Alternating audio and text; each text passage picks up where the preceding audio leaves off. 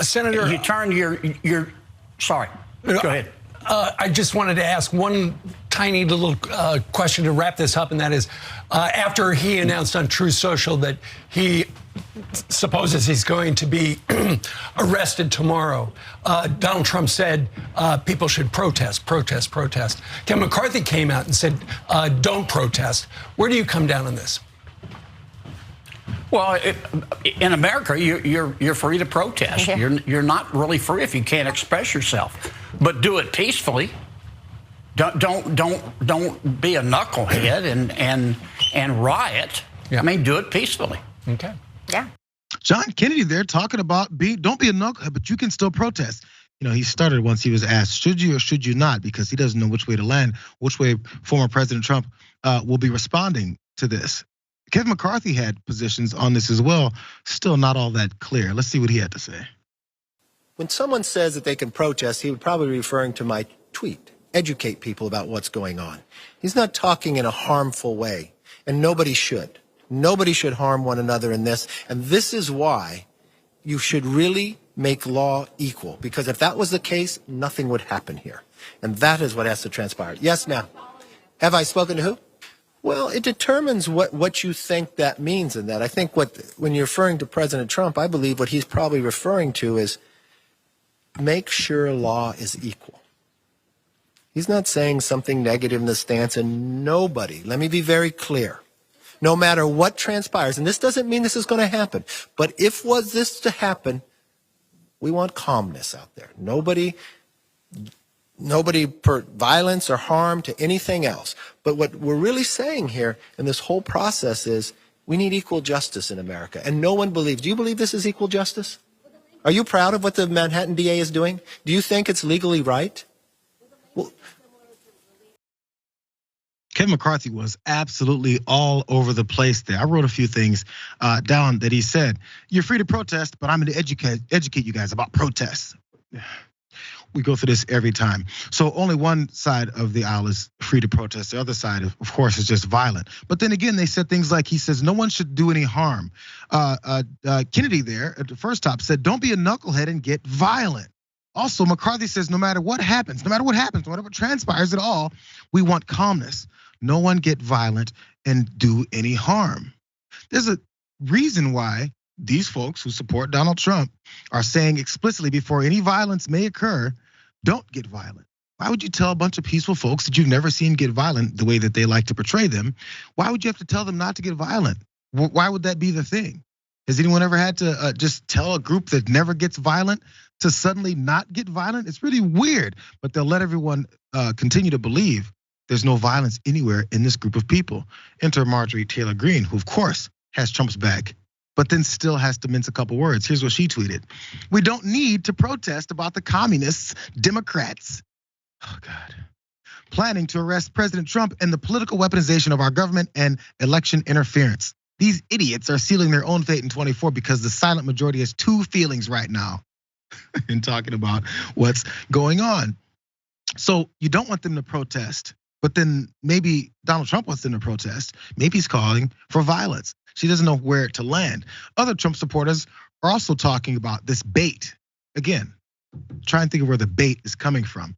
Here's another Trump supporter who said Trump should implore his supporters to not protest in New York, DC, or any other blank hole run by Democrats. How did this get to Democrats? This guy named Donald Trump told everyone to protest. Maybe it's him that you should be pushing back against. Another, if Trump gets indicted, stay away from protests. The feds want nothing more than to lure people into another J6. Don't fall for it. This accomplishes nothing. Well, how the hell are you gonna lure some Trump guys into J6? J6 was done by BLM and Antifa. I'm gonna keep saying it because they did.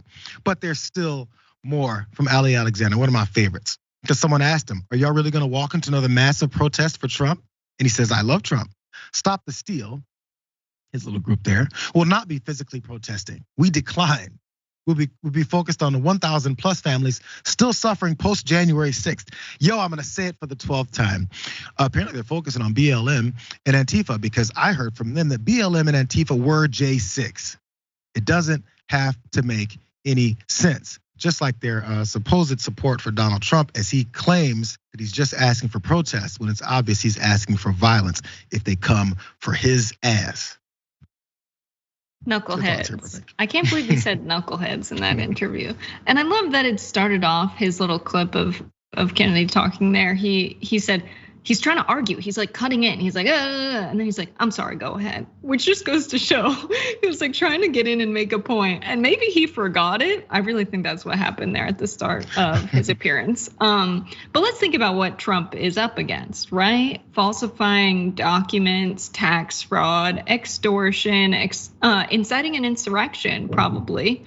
So that's a lot. Many people in the United States are arrested for walking down the street, and a cop asks you a question and they might not like your attitude. And so then they start to ask you, do you have any weapons on you? And then, you maybe get a little bit annoyed. You get a little bit upset. You're like, what is this all about? And they're like, hey, stop resisting. You need to comply with me and my questions. You end up getting arrested. You end up getting put in jail. So by these conservatives' logics, that is because this person has a high likelihood of being a threat to the deep state and becoming the president, because that's how the law is applied unequally in the United States. It is only used unfairly to prosecute people like Donald Trump. These folks begging for the law to be equal is the most cringe thing I've ever seen. When you live in a country where we have people bringing back Jim Crow in Mississippi, where we have the disproportional imprisonment and arrest of folks who are black in the United States. It's just disgusting to watch them be like, oh, well, we need to be more equal with the law. Why? Because you want Biden to be arrested because of his son's laptop that you hate so bad? Like, it just doesn't make sense. This political party that also is saying things like, we don't want partisanship in our judicial system where you're targeting your political opponents.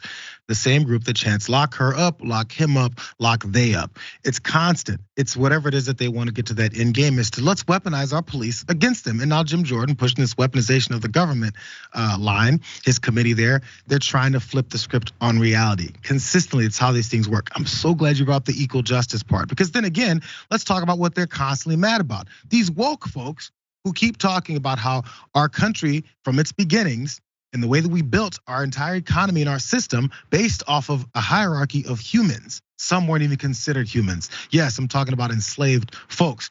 We don't want to talk about how we developed that from our injustices within our systems. Once slavery was over, then we went into different kinds of rules that separated folks and also gave people fewer opportunities.